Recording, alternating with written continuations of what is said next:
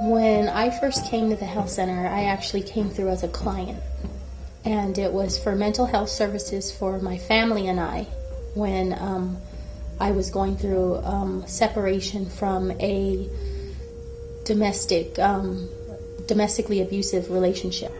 Yeah, we have the usual services that other mental health clinics have: the couples counseling, the children's counseling, and we have an additional kind of counseling, which is we call it the traditional consultant counseling. And when we say traditional, we mean Native American traditional. What I got out of it was within those 2 hours with the traditional consultant, I got more out of that than I got out of the months of the hourly, the weekly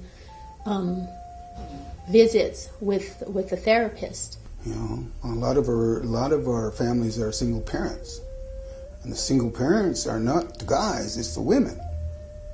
And if you got 5 or 6 kids and you got to make a living too, whoa! In the inner city, my God, that's a heck of a job to do. And I'd seen the change in my own children.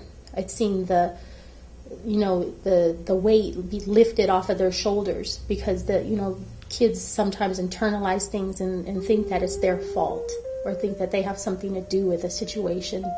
But the way the medicine person went about, hearing them talk about their issue and praying with them and fanning them off and smudging them off and using medicine and using words that they were familiar with, I could see that he did, far greater, good for them than the actual therapy. There's somebody that's coming to our clinic and they're seeing a therapist on a regular basis once a week. We might, one of those therapy sessions, we might, instead of having the counselor there, along with the counselor, we'll have the traditional consultant there. And they'll give another angle, another perspective, and, come from a cultural perspective, and that might be what clicks for the client. It's something that's made me stronger. And it's something that has that I know women all over the world go through. So it's not new. It's not a new story, my story. It's a common story. But coming out of it and being able to hold my head up high and be proud of who I am now sometimes isn't that common story. And all that has been done to us over the generations, how have we as a distinct people survived? All of their efforts at genocide, all of their efforts. How is it that we as a Native people continue to not only survive, but to really strive? I think the Western approach to give a medicine is still just another way of treating the symptom. It's not really looking at the cause of the behavior. And so I think the traditional consultant will, offer things to the family to consider to see what is the cause. And sometimes the cause is not even, not even something in this present time. It might be a reaction, again, the historical trauma that the child might be exhibiting, some of the unresolved grief from a generation before them. And so the clinical psychologist might not always bring this to the family to consider. And so the traditional consultant will sometimes open it up and offer this as a way, another perspective to look at it. And then so an intervention might be, teaching the family and the child about the history and putting things in perspective to understand why the behaviors are there. We recognize an essence and a spirit of what might be imploding and imposing upon that person. But there's a way ceremonially, spiritually, that person can be brought out of there without medicating them. But we can use herbs, traditional herbs, natural herbs, not man-made herbs. We've been doing this for a long time, a holistic approach. And we realize when we talk about it, it's hard for people to conceptualize what we're talking about. So we came up with a graphic, and this is the graphic. And we just entitled it Holistic System of Care for Native Americans in an Urban Environment. And in the center is the red dot, and this is kind of like a symbol for spirit. And everything that we do has this acknowledgement of spirit. And instead of saying that we're human beings having a spiritual experience, we're really spiritual beings having a human experience. So the next circles kind of represents that earth body that we have, which is air, fire, water, and the earth itself. Our old people knew all of these things. And so what they would do is, like special mental illness, it was considered to be a living sickness. And if it's a living sickness, then it possibly can be healed and taken away, and that person is going to be whole again. And if not, and they'll know by the end of the healing ceremonials that this is a special person. I'm not saying that there are some good medications out there, but we're overdoing it in that sense. We're trying to do it at the physical, and we're not coming down the real essence of the spirit. The spirit.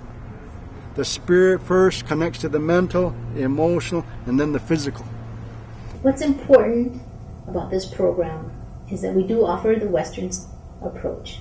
We offer our traditional consultants to our community members, and we also have events.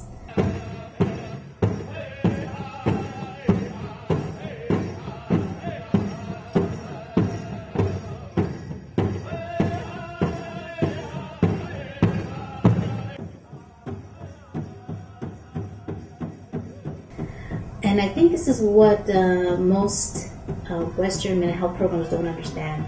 They think if we have an event, it's like, okay, yeah, that's nice, you had an event, but the events are also part of our service delivery, because this is where we bring the community together. It's a real important part of Native culture to be among others, to be with your relatives. And so when we have the events, we bring the community together in a very similar way that they were together before, culture was disrupted, when we lived in communities together before. And so it's, while the Western world might not think this is a therapeutic intervention, we all understand how therapeutic it is to bring community members together. That actually goes all the way back to my grandfather. He would tell us that, you leave your community and you learn what you have to learn in the outside world, and then you come back to your community and you give back to the youth. And, when I was young, I thought, yeah, Grandpa, yeah, you're just talking. And, once you leave here, you leave. You don't come back to Oakland. You don't come back, to the Fruitvale district, or you just move on. And I'm here. I'm in the Fruitvale. I'm working with the community. I'm giving back to the kids, and I love it. And I can't see myself anywhere else. I can't see myself behind a desk working for someone else, doing something that isn't attached to my heart or to my soul. And these kids it's just so important that they have someone that they can connect to and that they can identify with, that has been through similar things that they're going through now. I actually see people being hired on, here and in some of the other Native agencies, who are going through recovery, who are living a really harsh lifestyle, who are actually happy, having families, being productive, and contributing to the community in positive ways. And if we lose funding or we lose services, what I see is that the staff tries to maintain those things, and then our staff become tired, our staff become overburdened because they understand the need. The things that we do with Native people are very good for us. They are our best practices. And sometimes mental health funding, because they don't understand our cultural model, they don't really create funding streams for us to enhance our events or our talking circles or our prevention programs for our next generation. And these are the things that we know work, but a lot of times the requests for grants don't even put these items in the RFPs because they don't really know about them, they don't really understand them.